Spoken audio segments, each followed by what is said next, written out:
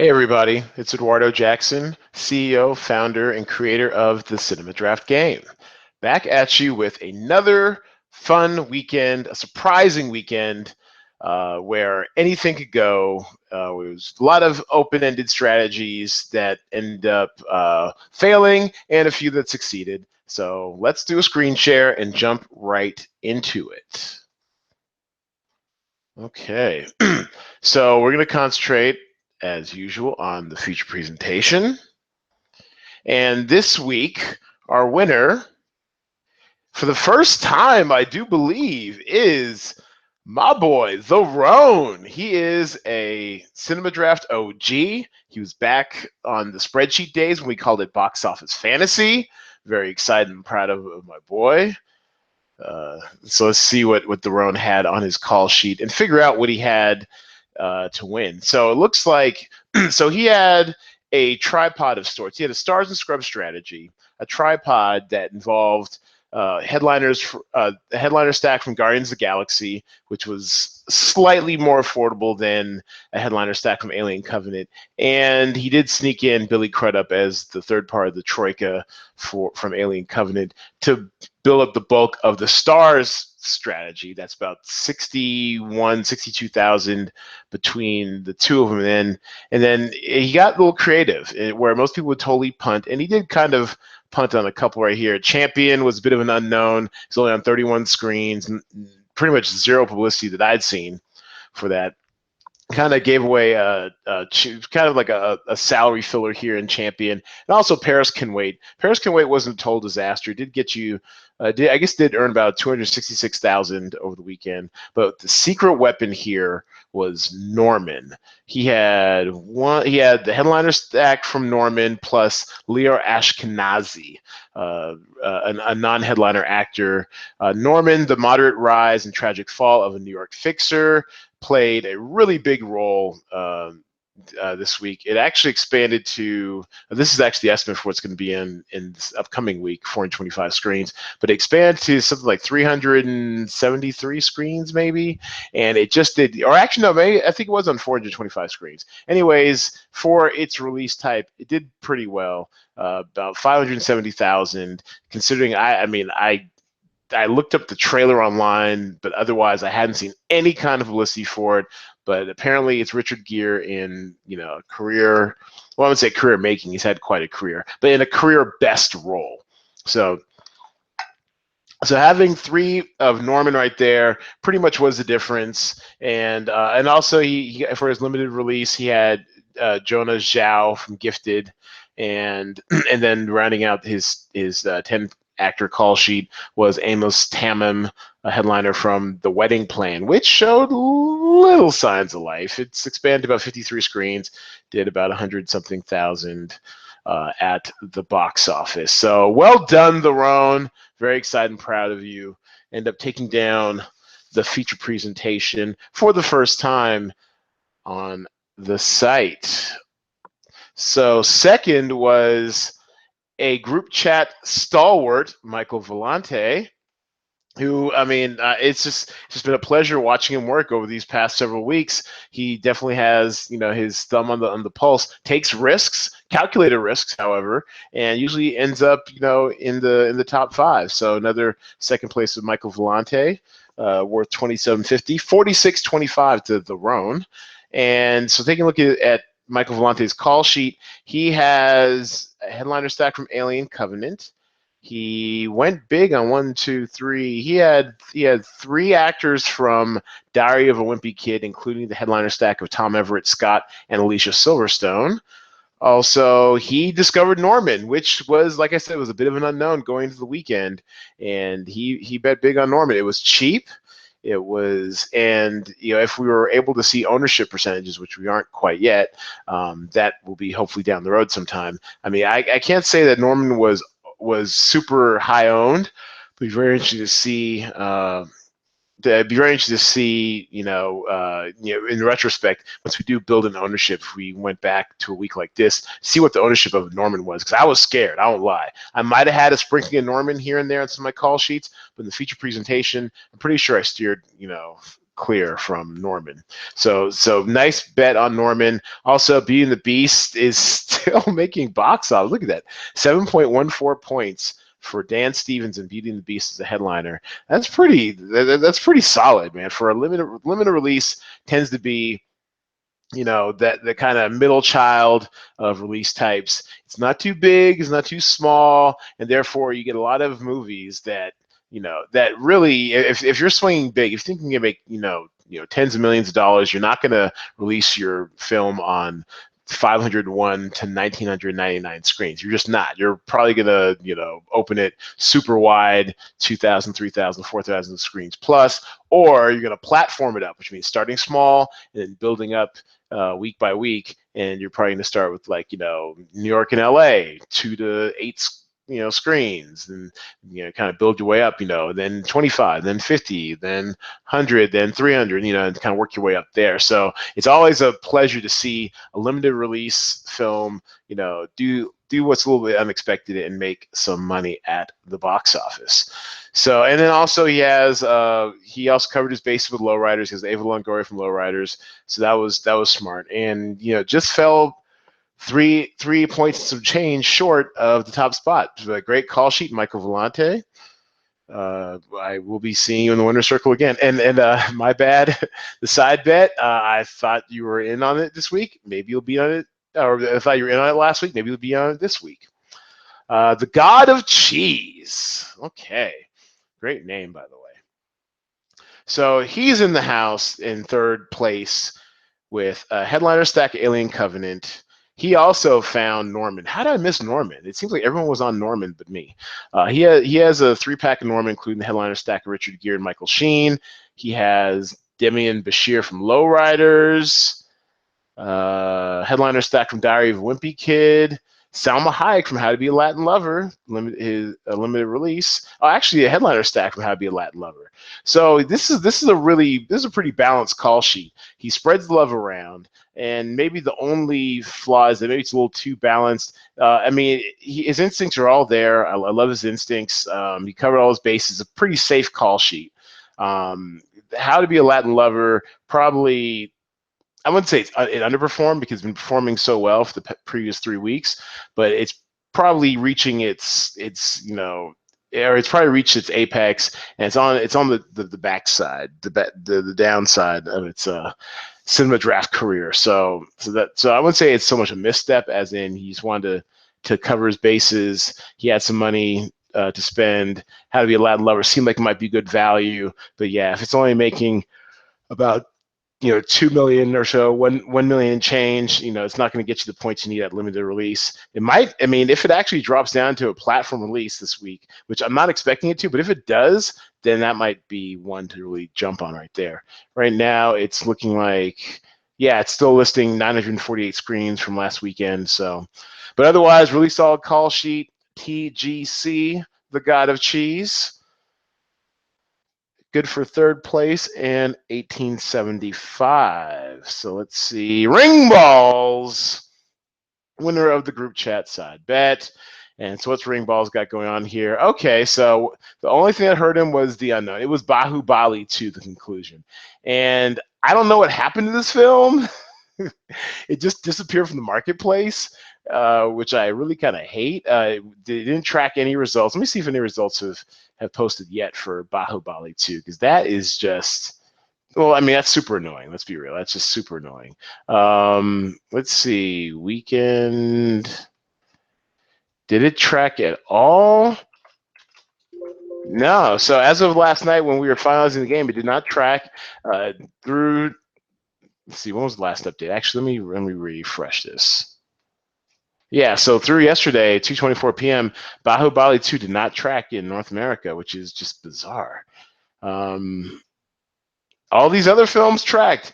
Bahubali, you couldn't track. Wow, that's just disappointing.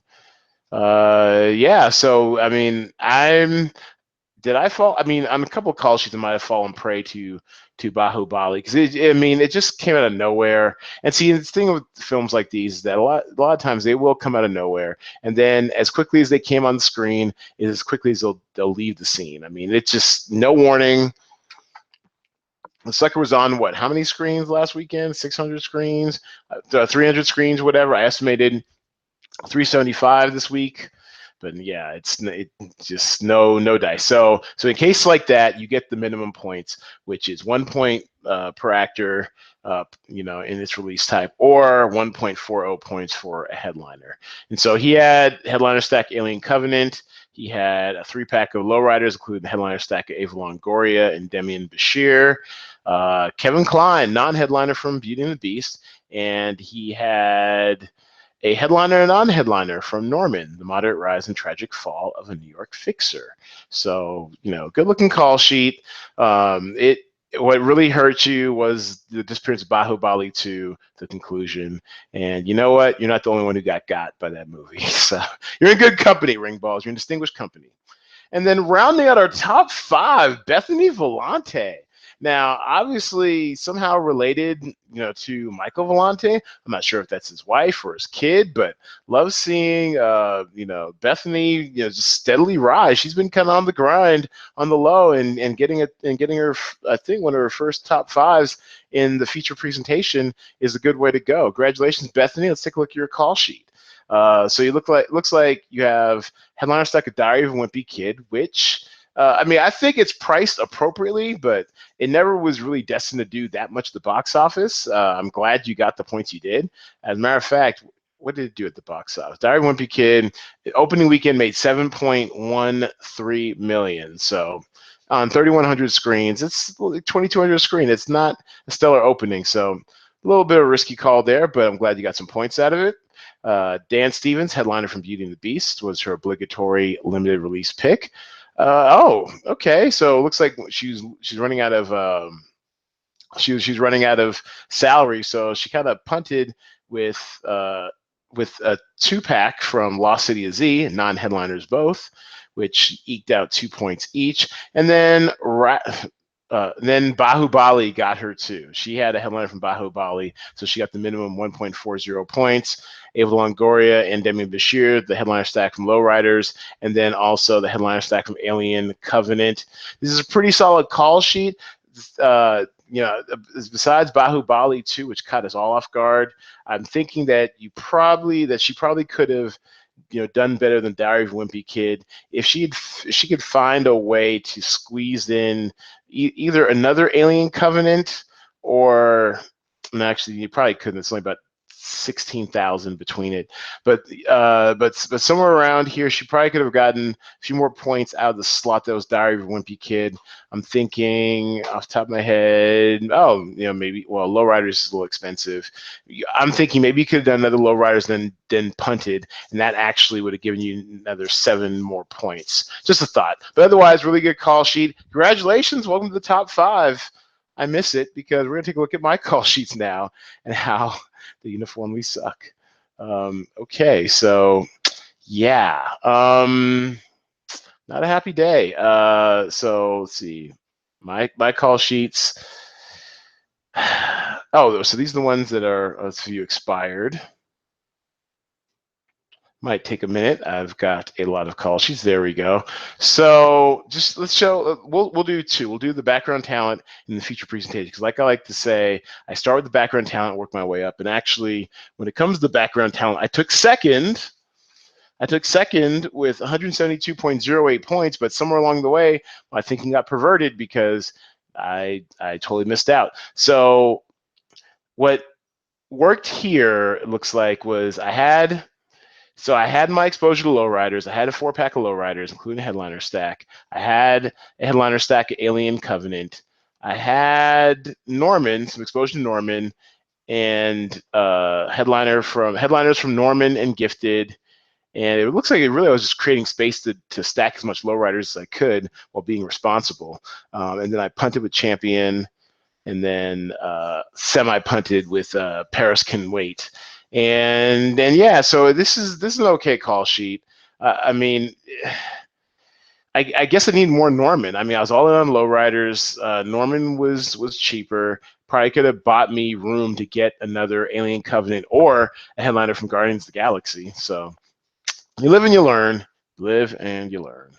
But that was good enough for second in the background talent. And then And then the one I had for the feature presentation, oh boy, which was like a dog with flies. I mean, one I was out of the money. Two, I think I was like 15th. Oop, no, go back. Actually, let's look at the actual standings. Relive my misery and woe. Here we go. Feature presentation. Of the 17 players that played this week, I do believe I was tied for, there we go, 11th with Jay Devlin. So what was on our minds? Well, I was all in on lowriders, had a good feeling about it. I mean, you can play the woulda, coulda, shoulda game all you want. I mean, the movie did make almost 1.2 million. It wasn't like a huge drop off, even though it expanded screens. But I guess I was hoping for at least 1.5 million, another 4 points, another 400,000, another 4 points. And we're skipping our way to the bank. I mean, that's like 24 points right here on top. That would give us 184 points each, and we would have been skipping to the bank. But woulda, coulda, shoulda, woulda, coulda, didn't, shoulda, coulda, didn't, whatever. Basically, my call sheet looks like this: Alien Covenant headliner Michael Fassbender in that creepy dual role, but a really good movie, solid, entertaining flick. Eugenio Derbez, the headliner from Had to Be a Latin Lover. I mean, and obviously in retrospect, I could have gone with Norman and got a few more points, but what are you going to do? And then it's a max stack of lowriders. Now, what do I mean by a max stack for those who are new to the podcast and or the game? I mean, I'm talking the most actors you can roster on your call sheet from a single movie, which is 8. The reason why it's 8 instead of 10, because we have 10 actors per movie generally, is because you need to have at least one actor from each of the 3 release types: wide, limited, and platform. So we max stack this with 8 actors, including the headliner stack of Ava Longoria and Demian Bashir. We're all over lowriders. And damn it, if we didn't get another 400,000, this audacious strategy could have worked, because the conventional wisdom would be you're probably going to want to stack Alien Covenant. As we saw with Theron, who took down the feature presentation, he actually stacked Guardians of the Galaxy with headliner exposure to Alien Covenant, which is really smart. We weren't as smart, so this is what we get. But otherwise, we took a bold strategy, didn't pay off. Congrats, Jay Devlin, back there. On the East Coast this weekend, still put in call sheet. Appreciate the love and the respect.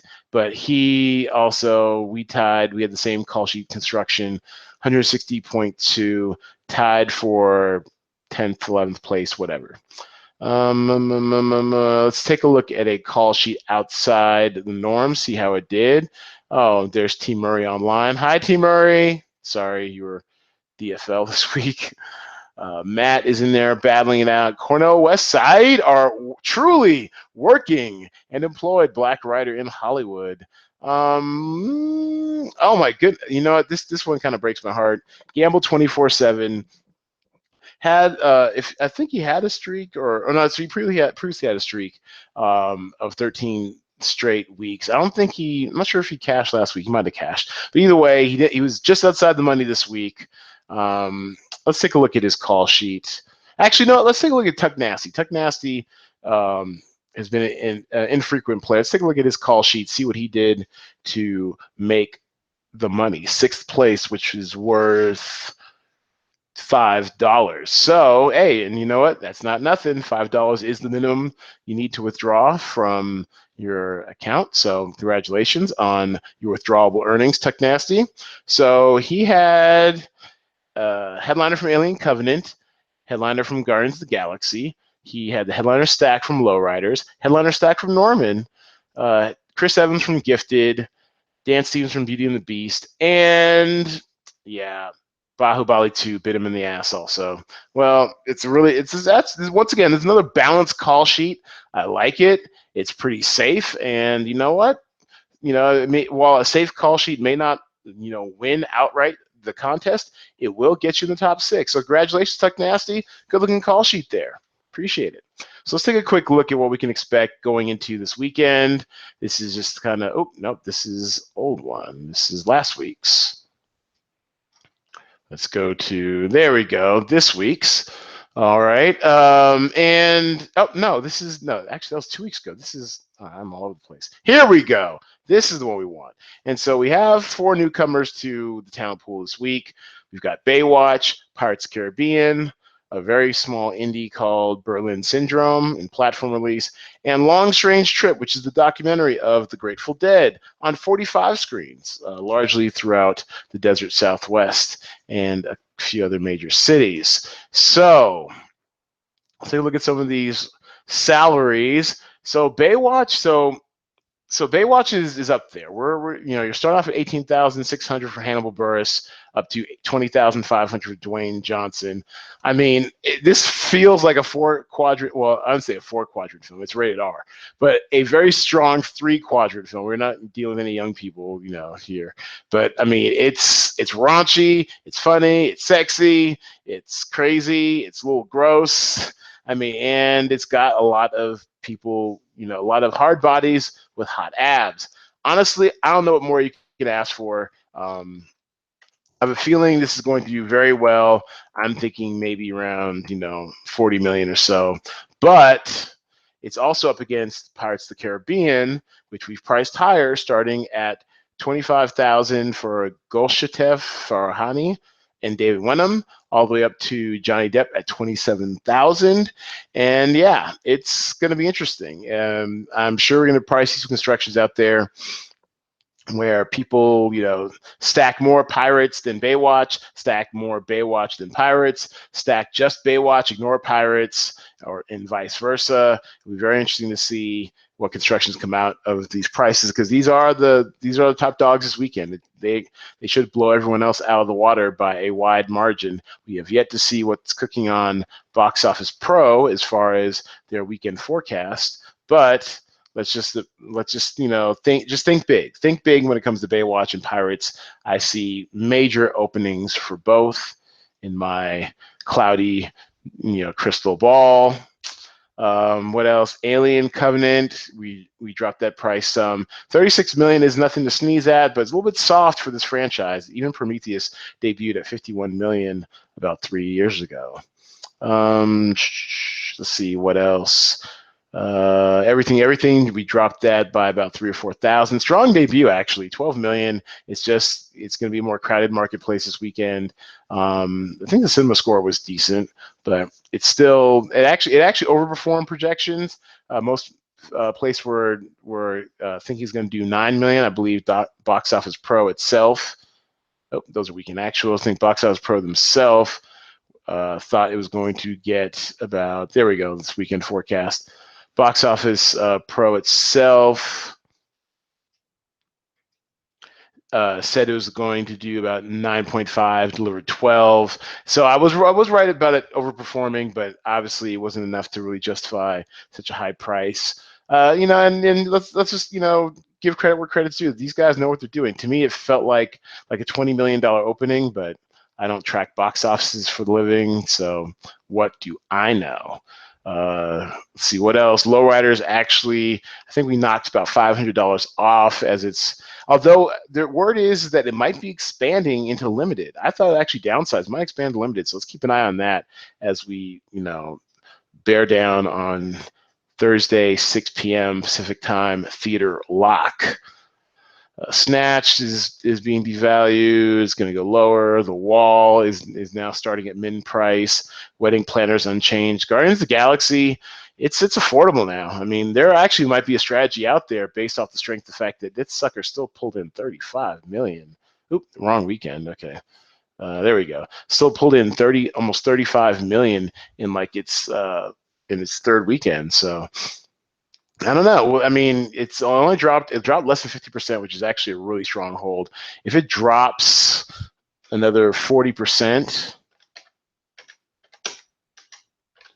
you're looking at 20 million. I mean, there might be a strategy in there where you might want to stick 4 or 5 of those suckers on there to make up the difference if you feel like the openings for Pirates and Baywatch is going to be a little soft. I think it's going to be as hard as Zac Efron's abs, but we shall see. Latin Lover seems to be winding down and priced accordingly, 6,100 up to 6,500. Norman, we priced up a little bit. I think we added another 500 or so to. I think another five. I think we added another 500 or so to its to its salaries. Fate of the Furious, which actually, if it dips into limited, it could actually show improve there. 6,500 up to 7,900 for Dwayne and Vin. And yeah, everything else is, very little consequence, but that's the overview of the box office this weekend. Thanks everybody for listening and watching. Hope you're learning something and enjoying the game as you go along. Make sure you send all your friends to cinemadraft.co. That is cinemadraft.co. The more people who play, the more prizes and the bigger prizes we can give away. Also, make sure to subscribe to us on iTunes, YouTube, SoundCloud, or wherever you get your podcasts. And this weekend, as per usual, well, this week until our next podcast, which should be posting tomorrow, and throughout the week and the weekend, go see a movie or something.